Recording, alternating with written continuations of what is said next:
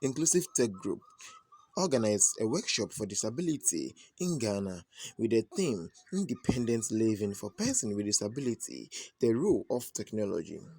At the event were several groups of people with disability who were able to invent new objects and projects which could help individuals with disability. Be teaching task.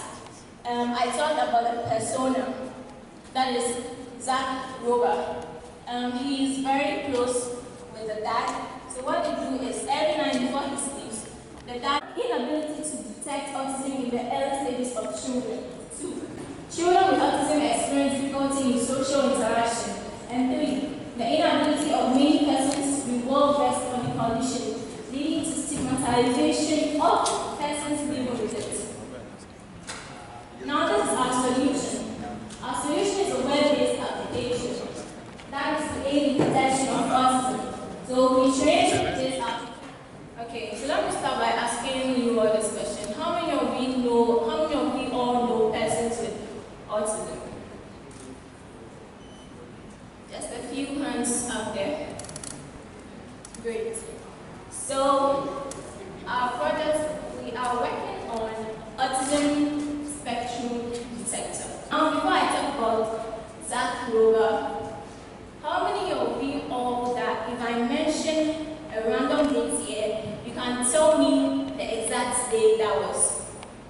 An example, if I say 5th May 1885, can you tell me the day? You can. No, even I cannot tell. But Zach Rover here is autistic. He has autism, okay? He's based in the US, age, he's 12 years, and his abilities are so amazing. He can random predict dates, and then he's also very good with arithmetic figures. So let's take a look at some of the behaviors that persons with autism portray.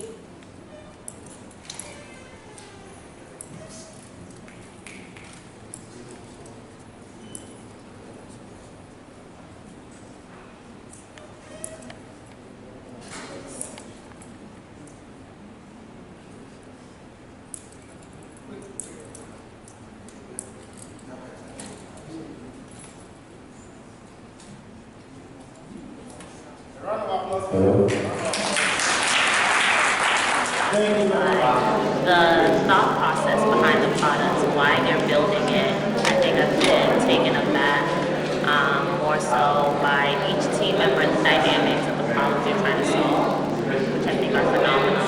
A lot of them are very clear on why they are starting the project and how they look to impact their own individual community, whether from personal experience or whether they know friends that have this disability. So it's been great to see all the products being built in real time.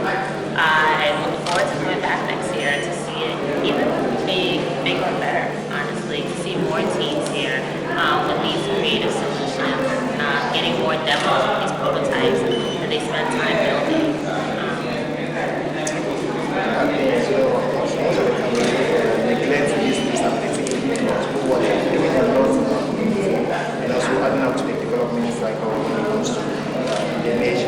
What do you talk about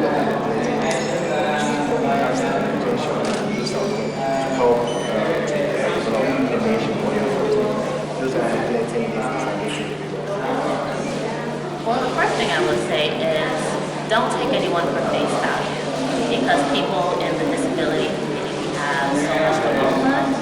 For me, for instance, I have a disability. I have dyslexia, which is a learning disability. However, you wouldn't know just by looking at me. And being in this room with all these young innovators, all of them have their own disabilities, but amazing ideas. If you give them time, resources, they build amazing concepts. So don't let the barrier of entry of building a solar. Somebody might look different than you, or they're presenting different, or even communicating different. Keep you from offering the opportunity to them, specifically in tech, as we build a better world for tomorrow, as just life moves more and is more integrated to technology. People with disabilities have the answers to a lot of the problems that we're currently facing, and all they just need is an opportunity. What do you tell people that young ones want to get to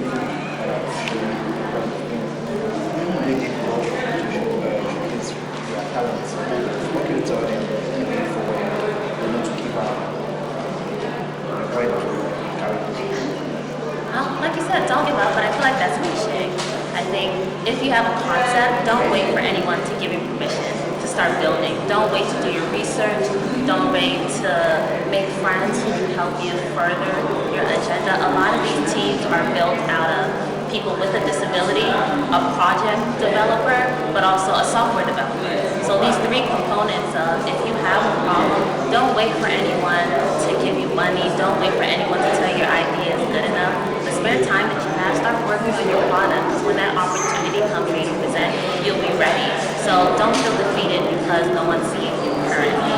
Because the time will come when you'll get the opportunity to be on a platform. When you get that opportunity, make sure that you're ready. Thank you so much. This seems to inspire you for giving back to the face of December. This young ones are what have you seen so far? Expectations.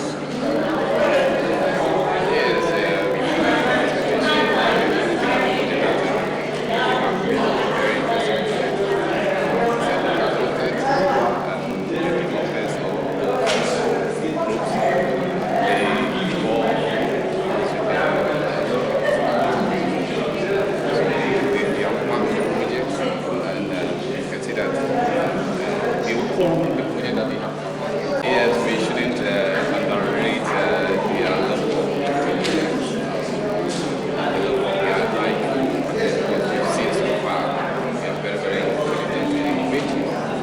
So exercise can make them behind do as much as possible to involve them in all the activities that they have a lot of So what do you tell people like that? Yes, my last word is I congratulate those who organized this project, giving scope to simple years.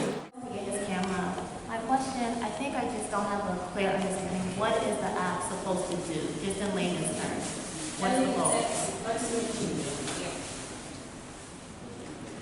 Autism detection. Early detects us. And a follow-up question to that is, have you thought about what if you give the wrong, basically, information? What if the person is not autistic?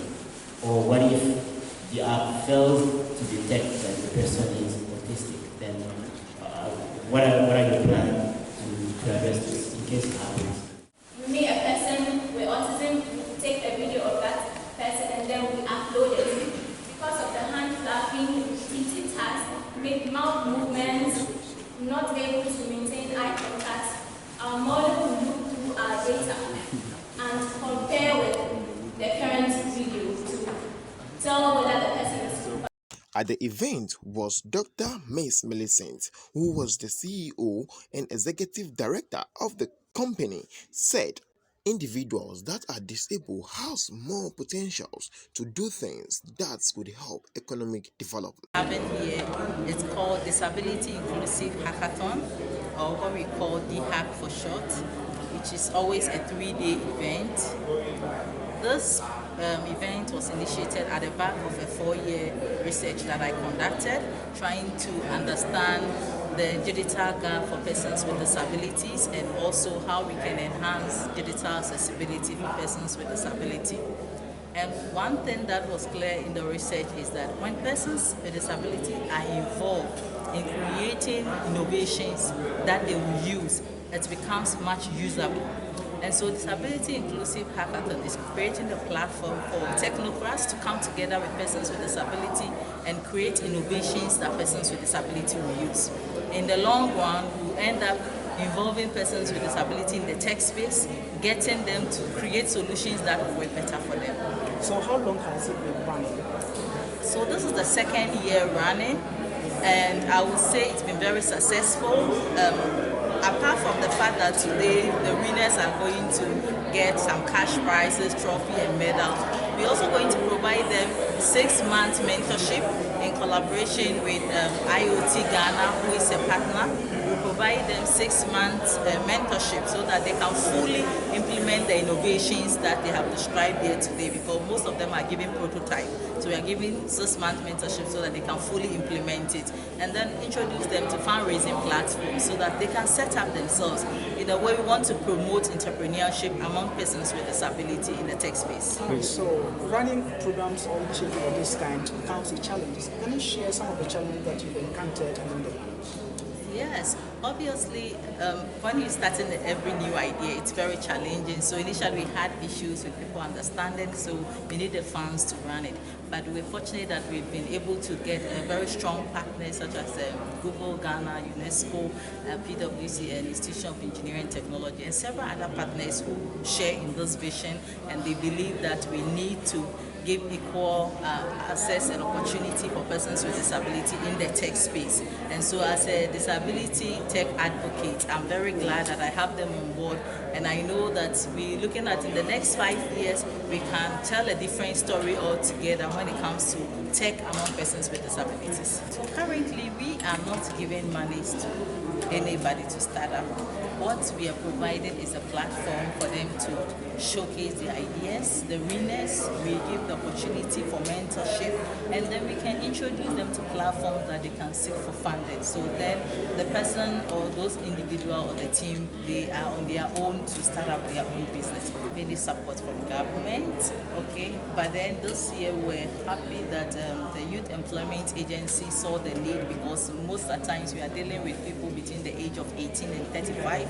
So the Youth Employment Agency came on board as a lead partner to support us to push the agenda so that persons with disability can also have more independent living. I think that anyone who was present here will see the innovations that persons with disability are doing, and you can accept and attest to the fact that they are capable. Like we say, nothing about us without us. So involving persons with disability to create solutions and innovations that they are going to use, it's only right. And so we've seen as well as some people from the secondary school all the way from blind, people with cerebral palsy, different disabilities, but they are here displaying their talent to show to the whole world what they are capable of. And for me, this is really amazing.